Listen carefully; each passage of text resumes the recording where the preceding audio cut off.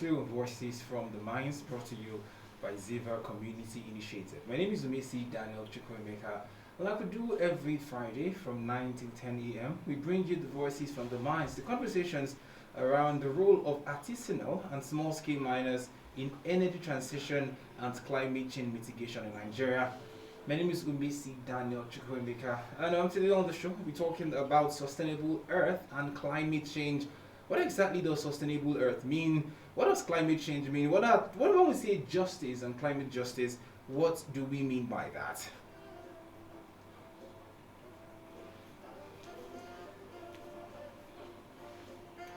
And on the show this morning, like we always have on Fridays, I've got with me a seasoned analyst, a seasoned guest, somebody who's experienced in energy transition and climate change is one I'm sure you want to hear about. We've got engineer Apollos Simon Samchi. He's the managing director of the Just Water Services Corporation and chapter chairman Nigerian Society of Mining Engineers in Jos. Good morning, sir. Welcome to the show. Good morning, my brother. Good morning, Plateau. Good morning, sir. It's good to have you. Happy Earth Day. Happy Earth Day. Earth Day, yeah. And before we go into the crux of our conversation, what does Earth Day really mean? You all know that the Earth is our home, and it is only natural that we celebrate the Earth because it's the mother of life. And so a day is set every year to celebrate the Earth. It's going to celebrate the Earth, people. Let's go on our first breather. When we come back, we'll dive right into the meat of our conversation. Today we're talking climate change, climate justice. What does climate justice mean, really? Does justice need to be in the conversation we're talking about climate? All of this and many more on the show.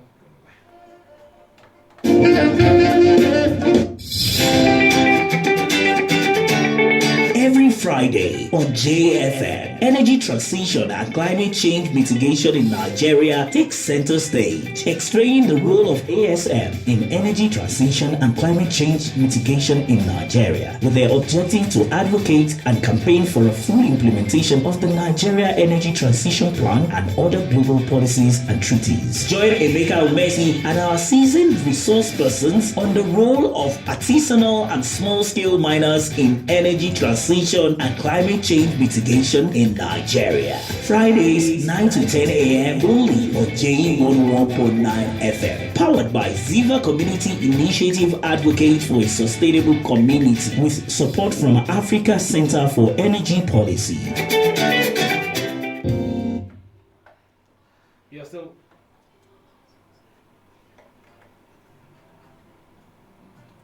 You're still on Two Voices from the Mines, and like we said before, we're talking this morning about sustainable earth and climate change, climate justice rather. Like we mentioned before, this is Earth Day happened. Which day did Earth Day happen, sir? Earth Day, what days are they celebrated? Usually, is it 20th or 20? I think it's 20.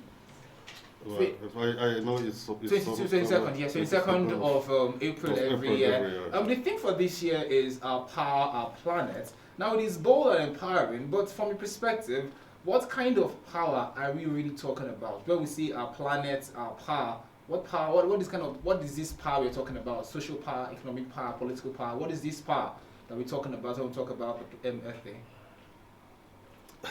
To me, I would want to look at it in this way. It's not when you talk about power in Nigeria today. A lot of people think you are talking about political power, but our power, our planet is this year's slogan for the World Earth Day, and to me is a call, to everyone, inclusive. Is an invitation for everyone on Earth to come, in support of clean energy generation, especially when we are looking at 2030, just 5 years to come. We're supposed to have tripled our renewable or clean energy generation. So this year, the slogan is meant to harness, to bring everybody, to the know of the need for us to go back to clean energy. So the need for us to go back to clean energy. Now, speaking of clean energy, when we say sustainability, it often feels like a buzzword Could you explain what true environmental sustainability looks like in practice, both on the global stage and in our everyday life as Nigerians? Yeah, we'll be talking about the earth, and sometimes you hear us interchanging with environment. The two, we cannot separate them. I mean the earth and the environment. And environmental sustainability is just the use of the resources that you find in the earth. Okay. Responsibly. You discover that the earth, as I said, is the mother. It has everything that the human life depends on. Is it the mineral resources? Is it the water resources? Is it the petroleum resources? All the resources, are found in the earth. So environmental sustainability is our ability to be able to use these resources, with the focus on the future, so that you solve today's problem, and still be remembering that in the future you are also supposed to be able to use these resources. So that is, in the layman's language, what environmental sustainability is. And just to dial down on that, for the everyday person, are there certain actions that we do as people that goes against sustaining the environment? Are there things that we unknowingly do most times that leads us in the rather down the hill of getting, leaving the earth less than you might it, and what are the things we can do as people to have a more sustainable earth? I tell you, if you leave man alone, he would just use all the resources today, and tomorrow he will lack what to use. So I give you an example. Just as we are here on the plateau, you just go out of the town or the city, some 3, 4, 5 kilometers away, you will see these miners, gathered in the field, just mining haphazardly, anyhow. That is one very good example of the use of the earth that is not sustainable. All right. Let's segue from there now to climate justice. When I hear the word climate justice, first thing that comes to my head is, what does climate and justice, what do they have in common? In my mind, justice usually has to do with somebody committed a crime and you have to bring justice to them. But we talk about climate justice, so let's break it down into these tiny fragments. First, what does climate justice mean in its most layman sense? It's just a situation where science, technology, and innovation, played a very vital role, to make life easy. But in trying to do that, a lot of unfairness has been done. So you should. When you say unfairness, what do you mean? Well, first of all, we have been unfair to the earth herself, okay. And we have also been unfair to ourselves, human beings. In the 70s, there was this industrial revolution, and a lot of gases, were released into the atmosphere. A lot of other, dust and so many other particles have been released also into the air, just because we're industrial in the name of industrialization. So there are countries that were responsible for this, and there are countries, especially in the developing nations, that their industrialization has not gone to any level, and so it is a kind of producer pays principle. Okay. So the justice, climate justice, is a principle where though the person that has produced produced the much of the gases and then destroyed the earth, and the environment should also do something. And what do you need to do? So it's about social equity, it's about the vulnerable countries or communities, it's also about the earth herself. So let me break down again. I'm going to dial down on that. When you say, social justice, an example of that would mean what? So, for example, again, let me from an experience, I know that industrialization happened in countries like in Europe and America, right? While Africa did not at any point in that phase of industrialization get any. What does social justice in regards to producer pay, like you mentioned, what does it mean for us as Africans? What does it mean for us as Nigerians? Does it mean we get money from them? Does it mean we get resources from them? How does it work in terms of us as a people who were not involved in the earlier stages of industrialization? We talk about the rights to development. We also talk about shared benefits or burdens of climate change. When you say, hold on, sorry. When you say shared burdens, what exactly do you mean? Well, as a result of climate change, I mean, as a result of emission of these greenhouse gases and other, industrialization procedures, a lot of harm has been done to the environment. And it is not only ending in those places that the industrialization is taking place, but it's a global thing. It affects us. So we, the other people that have been affected, you also need to be taken care of, Okay. especially in terms of development. We also need to be taken care of. I'm saying we because we are part of the vulnerable communities. We also need to be taken care of in terms of in terms of decision making. What do you mean decision making? Well, okay. For example, if the organizations, would want to do something for a particular community to benefit, you just don't get to hand over the benefit to them without being involved. So they have to be. We have to be participants in deciding. What we need, what what we we want. what we want as far as the situation is concerned. Okay, now, still on the issue of climate justice, as an experienced person, somebody who's very much involved in this, would you say that as a continent, as a country, we are getting justice for the things we've been through? Like you mentioned, these people have produced a lot of this, the gases they have emitted has caused climate change that we were not part of initially, but are having to deal with its consequences. Is the justice system being meted out by the global West or the global, powers that be? Is it commensurate with what we deserve, or are we being shortchanged in that sense? As far as I'm concerned, we'll be shortchanged because you discover that most of this impact, negative impact of climate change, are already being felt, Yes, and nothing has been done, globally. We have not been encouraged, to also leverage on technology as developing nations to meet up with the effects of climate change. We are just left behind, probably because we are not interested, probably because of our policies, probably because we do not have a voice.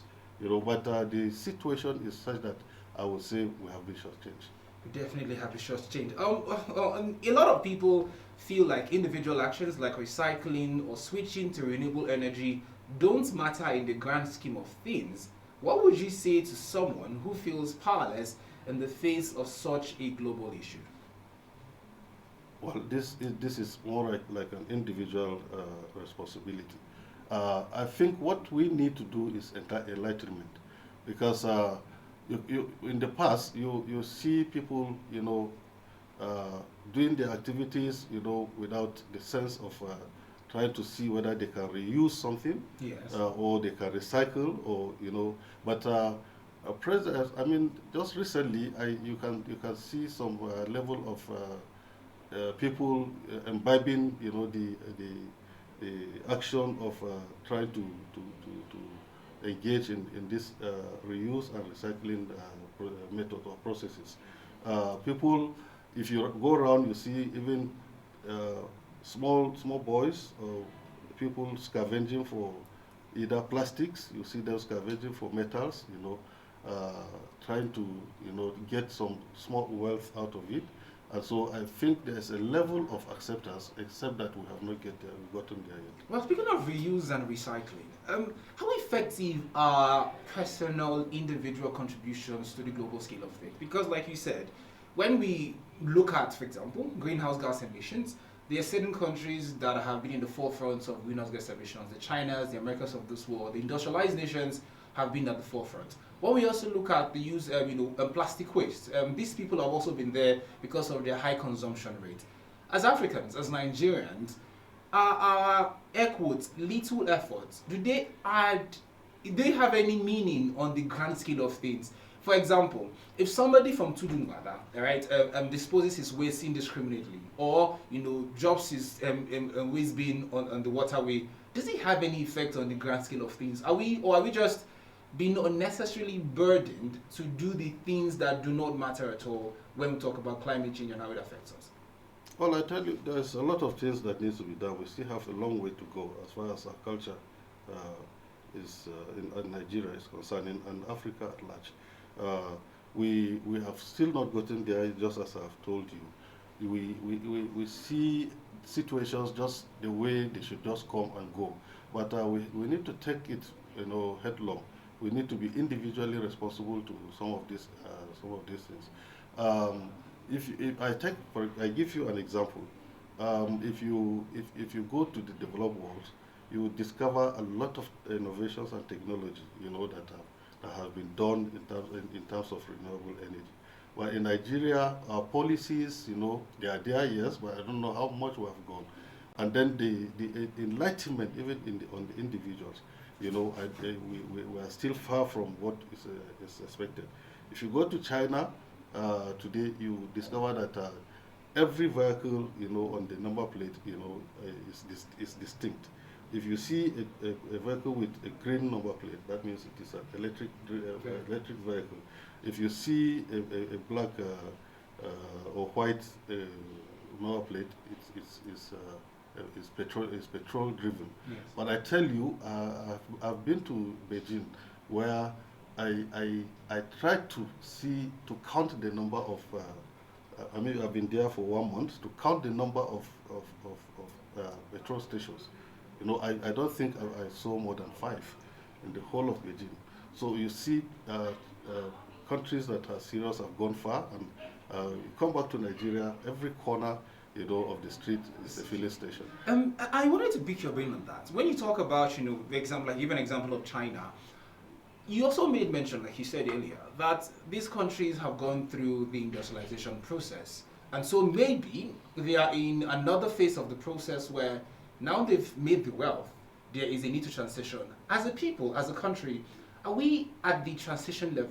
And like you also mentioned, what are the things that we need to do more intentionally to ensure that transition is not just another buzzword that environmentalists and people who are interested in climate change know about? That the everyday person who is in the market, who is in school, who is in his house, also understands and imbibe the culture of energy transition.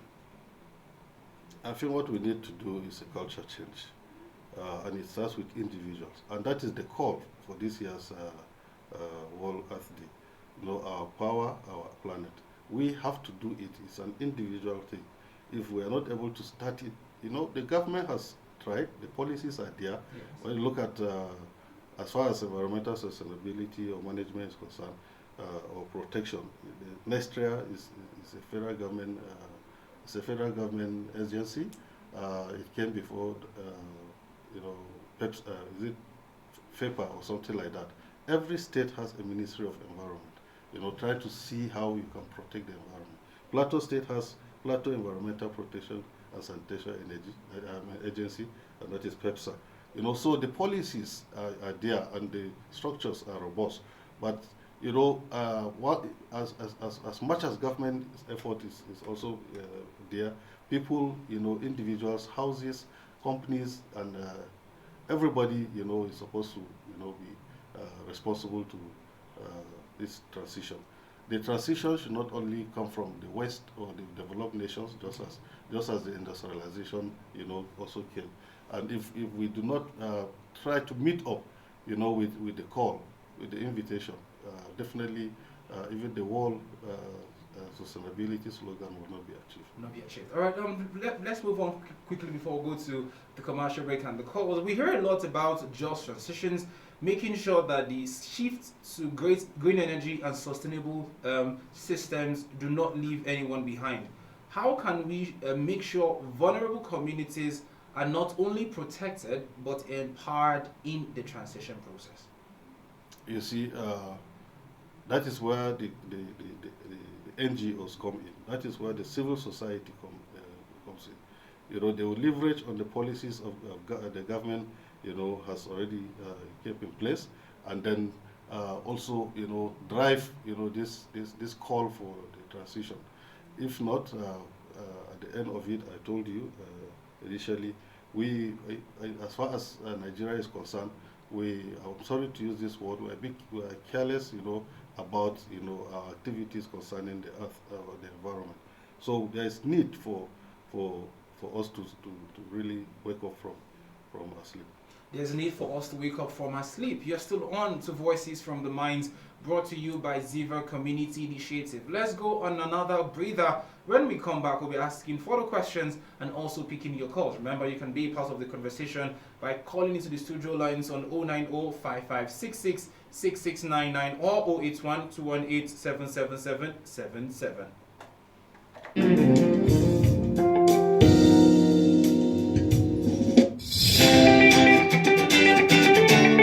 Every Friday on JFM, energy transition and climate change mitigation in Nigeria takes center stage, explaining the role of ASM in energy transition and climate change mitigation in Nigeria, with their objective to advocate and campaign for a full implementation of the Nigeria Energy Transition Plan and other global policies and treaties. Join Emeka Umesi and our seasoned resource persons on the role of artisanal and small-scale miners in energy transition and climate change mitigation in Nigeria. Fridays 9 to 10 a.m. only on JE 101.9 FM. Powered by Ziva Community Initiative, advocate for a sustainable community with support from Africa Center for Energy Policy.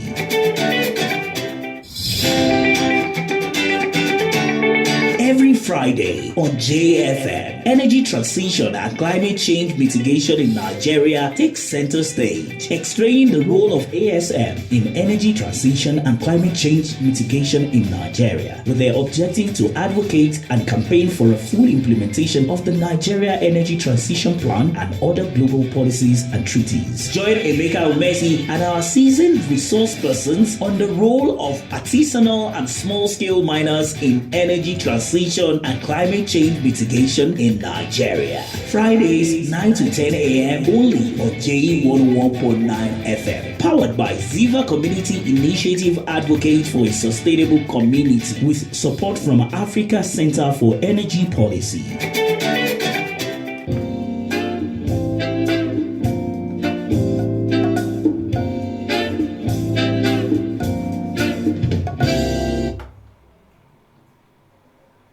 You're still on to Voices from the Minds, brought to you by Ziva Community Initiative with support from Africa Center for Energy Policy, ACEP. And today on the show, we're speaking about sustainable earth and climate justice. What does it mean to say climate change, climate justice? What are our responsibilities in ensuring that the climate is good and that the earth is protected as it should?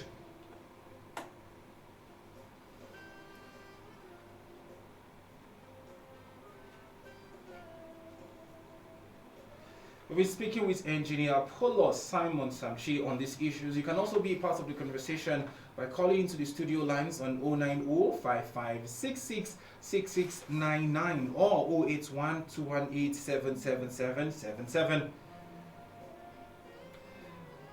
Sure, speaking of climate change, some people, especially those who are not very familiar with climate change, they often ask, how does this concern me? What are some of the effects of climate change in our everyday lives that people can see to testify that truly climate change is not just another buzzword that people just want to talk about, it is actually a real thing that affects them? Well, climate change, by a very simple definition, is a shift, a long-term shift, in temperature, of the earth and weather patterns. I told you in the 70s and in the 80s, you can rightly say that rainfall in Nigeria starts from April to October, or at most November. But the effect of climate change, over the years, I told you a long-term shift, is now a reality, that we are seeing right now. And all this, we have said is as a result of human beings' activities, especially, the burning of fossil fuel and other activities like in construction, in mineral development, that is mining, and so many other activities. So it's a reality. We are seeing it now, where even presently this is ending of April, and we have not seen any rain. So it's just something that we cannot run away from because of our activities in the past. With regards to agriculture, because one of the things I saw, one of the biggest issues, especially with sub-Saharan Africa, because we are very predominantly, farmers in this part of the world, is that climate change affects agriculture. For the average person, how does it affect agriculture? Because in my head, like you mentioned, there are increased temperatures across the world over time. How does this increased temperature affect agricultural produce and also affect agricultural culture as a people in Nigeria? Okay. With increase in temperature, Yes. you expect wilting of your crops. By wilting, I mean there will not be enough water, or heat will also fall on the leaves of, the leaf is like just like the system, the veins of a plant. When there's enough excessive heat on the leaves, Yes. instead of photosynthesis to take place correctly, you discover that there is a wilting, and so these plants will dry off. You discover that not only the plants will dry off, even the soil itself, and if it interjects to so many kilometers, you discover that it becomes a drought, and there's no there's a direct something. It's a direct phenomenon on human life and even the environment. The right phenomenon on human life and the environment. The phone lines are opened 09055 or 081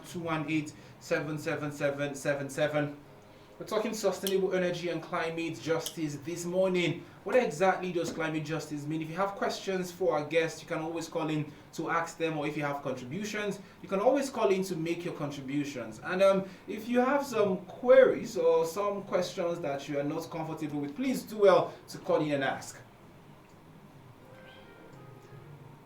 The phone lines are buzzing. Let's pick our first call for the morning. Hello, good morning. Good morning, sir. Your name and your location. Solomon, please go on. I'm happy to hear this conversation, and my question to Ajay is this. Many people, especially in the rural areas, we don't know what is this climate change, and it's affecting us. In fact, like the temperature he mentioned, and how to control this climate change is another thing, especially in our communities, in our environment. So what are the things that prevent it, and what makes this climate change to just happen? Because though we have explained some things that make it just happen, but our weather is cold, but we discover that the temperature is always heat, and to prevent this climate change is always a problem in our community. So what are those things that we need to be doing regularly so that to prevent this climate change? Thank you very much. Have a nice day. Thank you so much for calling. The phone lines are still buzzing 09055 or 081 So I want to respond to his first question. I think he said, what can they do to regulate climate change, especially people in rural communities? In rural communities, you expect very low activities from the people because of their economic power. But first of all, the people in the rural communities are also guilty of bush burning, and that one also contributes to global warming and then climate change. They are also responsible to farming, which process will have to do with application of fertilizer and so insecticides and so many other things. So it's a practical thing. They are also involved in what would I call it, open defecation. So they are not being fair to the environment or to the earth. If they have to do that. Their level of generation of waste, has to do with your economic power. So you expect, we don't have much municipal or solid waste, in the rural areas. But basically, you see fine activities, that people do. And even if you don't do these activities, it's a global phenomenon. It must affect you. So, hello, good morning. Good morning, sir. Your name and your location.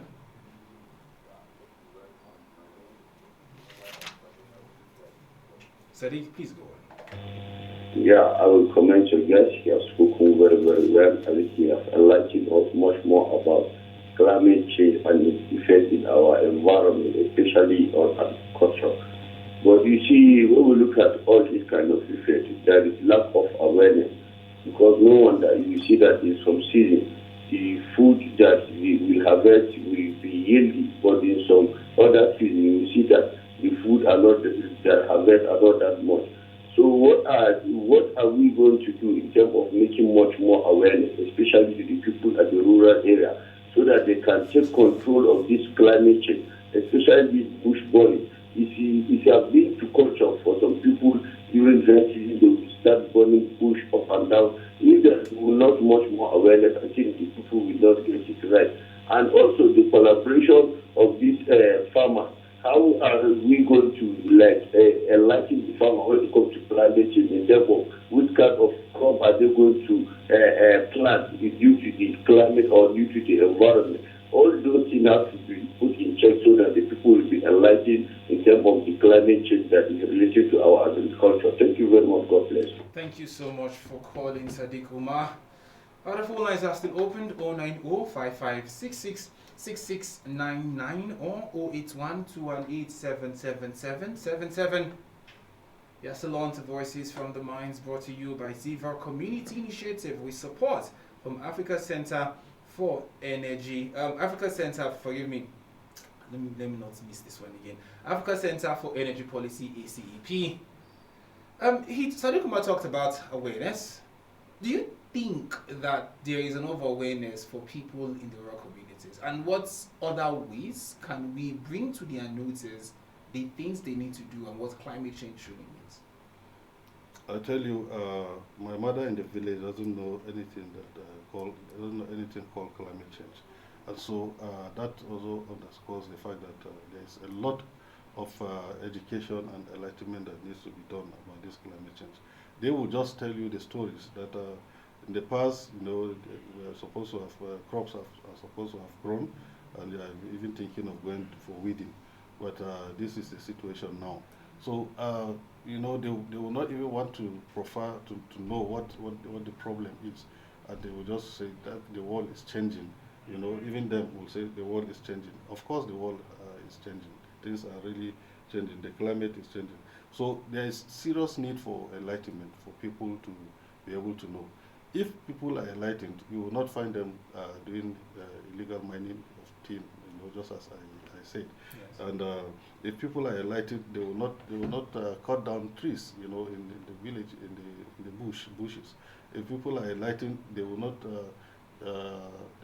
produce coal, by burning very heavy trees in the bushes. So as far as they are concerned, it's what they will be able to get today, and then take care of themselves and will not want to think about tomorrow.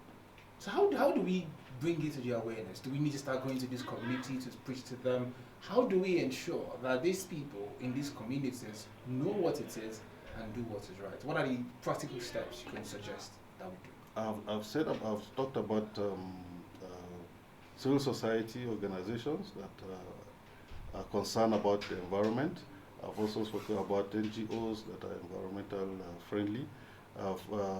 Government also has a robust structure of disseminating information, except that I don't know if they have to be strengthened.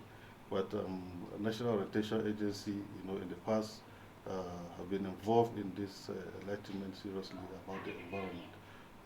Other government agencies are also having the responsibility of doing that. Individuals, can sponsor enlightenment programs, just as we are doing now with the Ziva organization. So we need to enlighten the people in the rural areas, and even in the urban centers. You find a lot of people, who do not know about this climate change. A lot of people don't know about this climate change. Let's go on another breather. When we come back, we'll still be speaking with our guests and picking your calls, answering your questions, and listening to your contributions. This is still Voices from the Mines, brought to you by Ziva Community Initiative. And today, we're talking climate justice.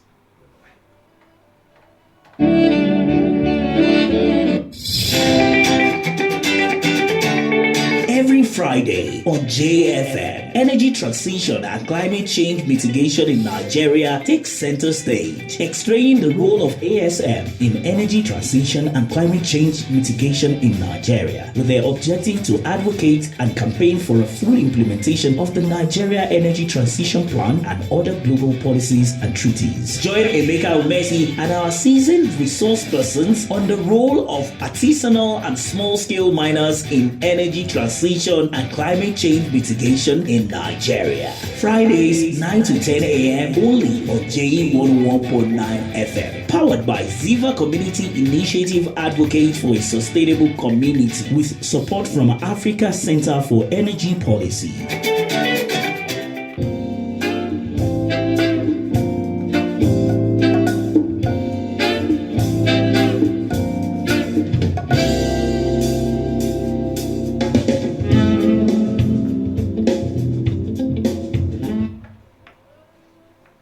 Still on to Voices from the Mines, brought to you by Ziva Community Initiative with support from Africa Center for Energy Policy. And today we'll be speaking on sustainable earth and climate justice.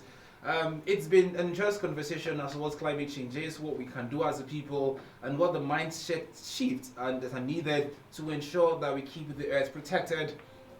Well, leaving for people's individual, actions and their inactions, let's talk about the industries, many of whom are great contributors to the issues of the earth being destroyed. Are these industries doing enough in terms of protecting the earth to ensure that the communities around them do not get to suffer? I ask this question because I have a very good example of a textile company I used to know back in Lagos. At some point when they started, there was a very robust and put together process that ensured that their liquid waste was disposed properly. Then after a while, business got bad. After a while, like a discal attitude came into play. And then instead of them to properly dispose this liquid waste that very much contained a lot of chemicals, what they did was they just disposed this waste in the river borders, close to the company. And of course, you know how it is in Nigeria when power comes to play, the everyday person seems to not have enough, voice to speak out.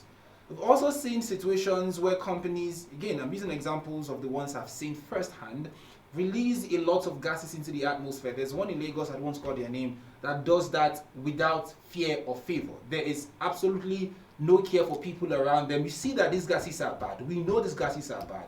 And they do it consistently. As a people, as a nation, are we truly holding these companies accountable for the waste they produce and whether or not these wastes are being recycled or disposed as they should? That is why I told you that we are still very far behind, and we need to wake up. The protocols are there for you, to use, even as a manufacturer or a producer.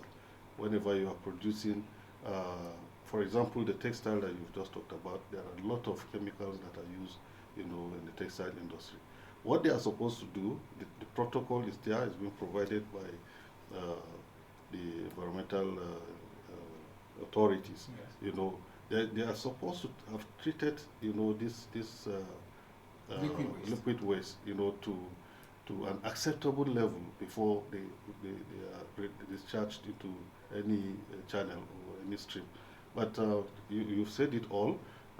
It's either the enforcement is very, very poor or it's not there completely. So we do not only need enlightenment in this case, we also need enforcement. That is one very serious area that government is supposed to look at. The whole I was in Kaduna. It's not only government, private agencies. I was in Kaduna the whole of my early life, and all of the time that the refinery in Kaduna was there, then at that particular time, there was this gas flaring 24 hours, 7 days a week, 30 days or 31 days a month. You know, for all the years that I was there was gas flaring. So even the government itself is not complicit is complicit in all this. So I don't know how we will be able to enforce since government is also involved. Speaking still with these companies, you talked about how, like I think you said this here before, that we have the laws, but the enforcement is the problem. As everyday people, who many of us get to deal with the consequences of their indiscriminate disposal of waste, either solid, liquid, or gaseous, what right do we have to call these organizations to power? And what is the process like to say to them, first, you don't have a right to, because it's a community, we are the ones that will be there for long. Many of these companies, after they are done, or if business doesn't go well, they can always up and leave. However, the effects of the actions would live with us forever and our generations. What can we do as a people to call them to order? Are there processes that we can go through to bring the authorities to come look at it? What are responsibilities in ensuring that these organizations do not just do what they can, what they want to do, and leave us dealing with the consequences afterwards? As a community, you have every right. That is why we are talking of the climate justice. You have the right, to challenge the companies. You have the right to also challenge government as far as preserving your community is concerned. So we have a right. So what's the process like? Do we take them to court? How exactly do we get to enforce our rights on these people who consistently trample on them? There are situations where you approach government authorities in charge to be able to do that for you. There are situations that you go to court, and seek for redress, and so many other international organizations that you can approach. But the phone lines are still open: 09055 6699 or 08121877777.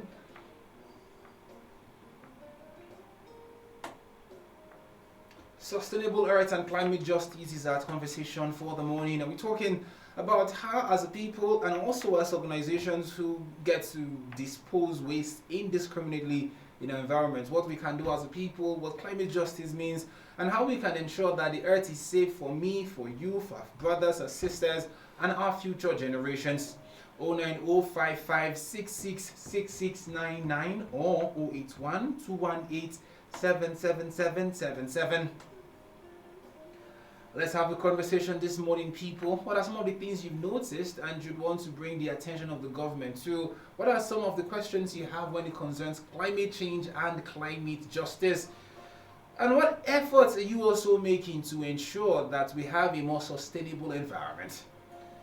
And my last two questions for you. The first one, you talked about government efforts that needs to be done more. What are some of the everyday government efforts that you think should be increased to ensure that a sustainable earth isn't just another idea, but it becomes a reality? For answer the question, hello, good morning.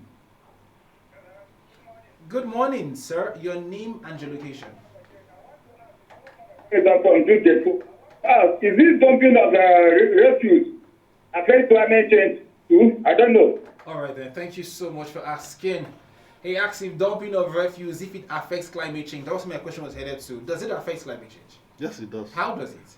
If you dump refuse, especially in drainages, Yes. you at the end of it you have floods, and flood is one of the effects of climate change. So what can the government do, especially with simple yet everyday problems like the dumping of waste? Some people would say things like, I don't know where to dump my waste. I don't have any other options to dispose my waste. So are there efforts the government can do or are doing to ensure that everyday issues, especially with something as solid waste disposal, is taken care of?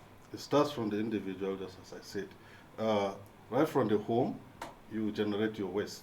You should be able to segregate this waste. If it is plastic, you put it on this side. If it is paper, you put it on this side. If whatever is degradable, you also put. You have different polythenes, to store or to keep your waste until you are able to dispose of it. And now the process of disposal will also have to do with identifying the waste disposing zones. Like in Jos, you have the waste bins Dano bins, placed on corners of the street where you just go, and dump or drop your waste. But the ones that you have segregated, like the plastic or whatever, you can also take it to the person that will buy. We feel, you can go get 500 naira, 1,000 naira by giving this. And if everybody does it, it aggregates much, and then you'll be able to see the effect. That you are able to collect the plastic in one place, you are able to collect this in one place, and then it reduces the amount, the volume of waste that you are going to dispose of.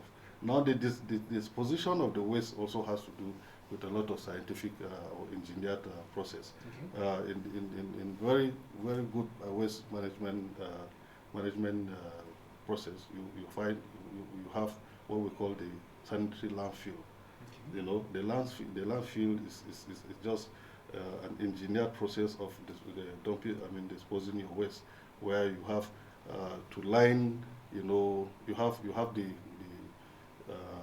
what would I say, the depression. You open up the depression and make sure you line the depression, so that there won't be any contamination or leaching, into the groundwater. And so by the time you do that first layer, you also bring some laterite, do some form of compaction, and then you discover that, the waste that you are finally disposing are very minimal. And then for over the years, you have that place, the landfill, to be able to dispose of your waste. I've got a few questions. First, you mentioned something that the Igbo man in me wants to ask for a question on. He talked about disposing plastics and selling them. How do people sell them? What kind of plastics are sellable? And what's the process of selling this plastic? Because I'm sure that many people do not know that their plastic that they use from their soft drinks or from the water, whatever it is they get, can actually make them money. So what is the process of selling these plastics, and how do they get to sell them? You see that they just come to the street. How exactly does this work? Sometimes some people are ashamed that you go and collect 1,000 or 500 naira, or depending on how much you collect, you are able to collect, the plastics. But I tell you that every plastic, is sellable. Every plastic is renewable, because you can recycle it, for another product. So it doesn't. I think the only thing that you cannot sell now is the degradables. Those ones that can be degraded by form of interaction with water and air, and then you discover that they form into other organic substance. But metals, plastics. Ashes are also degradable. Can nylons be sold? Nylon can be sold. Wow. Yeah, it's also recyclable. So how do you sell them? What is there places you need to call, people you need to meet? What's the process like for the average That person? is where I'm very happy with the level of involvement of people. And right now, it doesn't used to be like this before, but right now, if you go into the corners of the town, you see people with somebody will stand with his scale, waiting for people to bring, and most of the time it's children that used to come with these things. What stops me from doing this and putting it in my boot and take it there to just even not for the money. Just because it helps keep the environment clean, yes. Alright, the phone lines are still buzzing. 09055666699 or 08121877777. We've got about 4 minutes left to the end of the show. We're picking 1 or 2 more calls, and I'm sure many of you have questions. Please do call me and ask your questions. Unfortunately, I couldn't pick your calls before. My apologies there. Let's have a conversation about climate change, sustainable energy, and climate justice.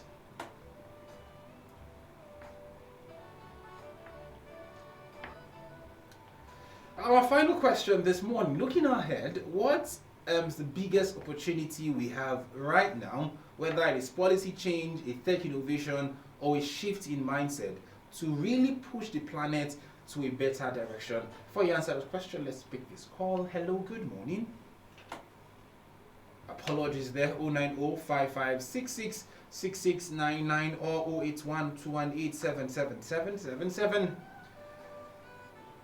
So looking ahead, what's our biggest what the biggest thing we have right now to ensure that the earth is safe and that 20 or 50 or 70 years from now, we do not become like the other animals who went extinct because they could not survive. The policy, I've said it here, is already there, it's robust. I feel what we need to do is to imbibe innovation and technology. You see, let me give you an example. We are talking about artisanal miners. You know, if artisanal mining, you know, can be very organized, you know, in this country, we have individuals, you know, companies that can mine uranium. And when you have uranium, you'll be able to generate clean electricity, you know. You have companies, you know, right now that are mining lithium. And lithium is the raw material that you need for electric batteries, rechargeable, that can drive a lot of machines, like the cars and what have you. So a lot of things must be done around innovation. You know, in Nigeria, I have not seen any meaningful wind vein that is used to, because during my time in secondary school, I went to a mission school. We had a well that was being pumped by a windmill, you know, they have gone extinct now. I've not seen any, you know, even up to now since I left school. So we need, you know, technology, you know, like a lot of countries, you know, leverage on the wind, you know, to be able to generate power. Yes. A lot of countries, you know, have gone far in this issue of electric batteries and other things. So we have to leverage on technology and innovation. The framework, the policy is already there. Just to have technology and innovation. Yes. Back them up. Well, unfortunately, let me pick one more call. Hello, good morning. Hello, good morning. Apologies there. Where is today? This is the size of the package this morning. I would love to speak to him more, love to pick your calls, but unfortunately, like they say, good things always come to an end. But don't worry, we'll be here again next week Friday, same time, same station, and more interesting conversations for you. This has been Voices from the Mines, brought to you by Ziva Community Initiative with support from Africa Center for Energy Policy. And this morning we'll be speaking to none other than our seasoned guest who has helped us understand what climate justice means. We're speaking to Engineer Paulus Simon Samchi on climate change, sustainable energy, and climate justice. And here's where Johnny Curtis on this edition of the show. Please, sir, final words for people listening. If you want to give them a final charge, what would the charge be? The final charge is that climate change has come. We're already feeling the impact. It's negative. And so everybody, you know, has to join and answer the call that our power is our planet. Our power is our planet. Bye-bye, people. Stay out of trouble, spread love, and seek the truth. Adios.